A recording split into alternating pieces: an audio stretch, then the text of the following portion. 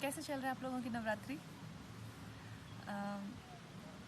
मुझे दोस्तों मैंने देखा कि जैसे ऑनलाइन है या जो भी मीडिया वाले लोग हैं इस तरह से ऑन जितना भी डिजिटल प्लेटफॉर्म्स पे सीरीज़ आते हैं या फिल्म्स होते हैं उनको देखने का जैसे कोई कंपटीशन सा चल पड़ा हो कि जितने ज़्यादा हो सके उतना देखें।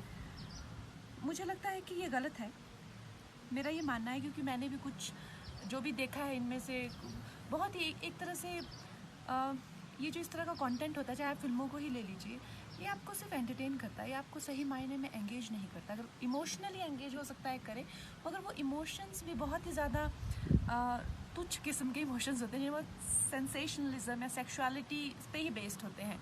तो दोस्तों उसका क्या फ्यूचर क्या है उस तरह के एंगेजमेंट का या उस तरह की एंटरटेनमेंट का जो असली एंगेजमेंट आपको देता है। चाहे वो इमोशंस भी अच्छे होने चाहिए, जैसे भक्ति रस हो गया या प्रेम रस हो गया। ये इस तरह के इमोशंस आपको खड्डे में डाल देंगे, ये तो आपको बिल्कुल बर्बाद करके रख देंगे। तो मेरा ऐसा मानना है कि जो किताबें होती हैं, किताबें जो हैं वो एक तरह से आपको एंगेजमेंट देती है, इंटेलेक्चुअल एंगेजमेंट देती है, इमोशनल तो देती ही है, मगर साथ में अगर आप सही किताबें चुने तो स्पिरिचुअल एंगेजमेंट भी दे सकती है। तो एक बहुत अच्छा तरीका है अगर आप बुक्स पढ़ के अपना ये वक्त जो है उसका अच्छे से इस्तेमाल करें। तो मैं कुछ बुक्स रेकमेंड करूँगी, क्योंकि मैंने सिर्फ हाई स्कूल तक अपने एजुकेशन किया, उसके बाद मैंने खुद एजुकेट किया है। अगर मैंने अपने आप को किताबों का सहारा ना लिया होता तो शायद मैं आज जो हूँ वो नहीं बन पाती।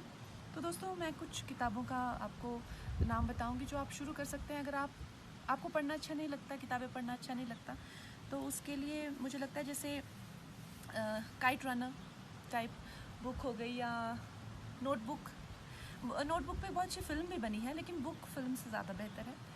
और लोगों को लगता है कि एल्केमिस्ट या फाउंटेन हेड बिगनर्स के लिए है, मुझे नहीं लगता, क्योंकि वो बहुत ही on the surface they may look like कि बहुत ही बेसिक मतलब समझी जा सकती हैं, मगर ऐसा नहीं है। वो बहुत ही इंटेंस लेयर्ड बुक्स हैं। उनको तो अगर आपने ऑलरेडी पढ़ ली हैं तो ये वक्त आप फिर से उसको पढ़ें।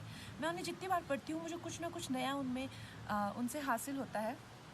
अगर आप स्पिरिचुअलिटी में अपनी बिगनिंग करना चाहते हैं तो स्वामी विवेकानंद की राजा योगा बहुत अच्छी है, और उसके साथ में सदगुरु ने जो लिखी है inner engineering is very good. और अगर आपको साइकोलॉजी की बुक्स अच्छी लगती हैं तो फ्रॉइड की इंटरप्रिटेशन ऑफ ड्रीम्स बहुत अच्छी है। अगर आप आर्टिस्ट हैं, आपको फिल्मों में रुचि है, तो डेविड लिंच की एक बुक है कैचिंग द बिग फिश, और एडिटिंग पे बहुत अच्छी बुक है in the blink of an eye, poetics by Aristotle, story of course, uses of enchantment.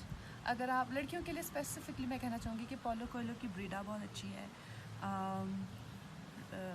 Women who run with Wolves बहुत अच्छी है। अगर आप मोटिवेटेड होना चाहते हैं तो उसके लिए डेविड एंड गोलियत बहुत अच्छी बुक है। और अगर आप सेल्फ हेल्प चाहते हैं तो rain in your brain, very good. और उसके साथ में ही आप सोच रहे होंगे कि मैंने श्रीमद् भगवद गीता क्यों नहीं कहा, क्योंकि श्रीमद् भगवद गीता एक बुक नहीं है, वो एक यंत्र है। अच्छा होगा कि कोई नोविस उसको ना ही हाथ लगाए, और जो योग से ना जुड़े हैं वो भी उससे दूर रहें, क्योंकि it can mess you up. अगर आपने इसे मतलब एक बच्चे के हाथ में आप न्यूक्लियर पावर तो नहीं दे सकते, तो उससे अगर आप योगी नहीं है तो उससे थोड़ा दूर रहें। और मैंने डेथ ख़त्म की अभी, और अभी मैं वाल्मीकि रामायण पढ़ रही हूँ, क्योंकि मैं अयोध्या पे एक फ़िल्म बना रही हूँ। तो हिंदी की मैंने पुस्तक एक्चुअली कई दिनों से पढ़ी नहीं है, तो थोड़ी सी दिक्कत हो रही है, तो ये भी अच्छा हो जाएगा, हिंदी भी थोड़ी ब्रश हो जाएगी मेरी। Try these books.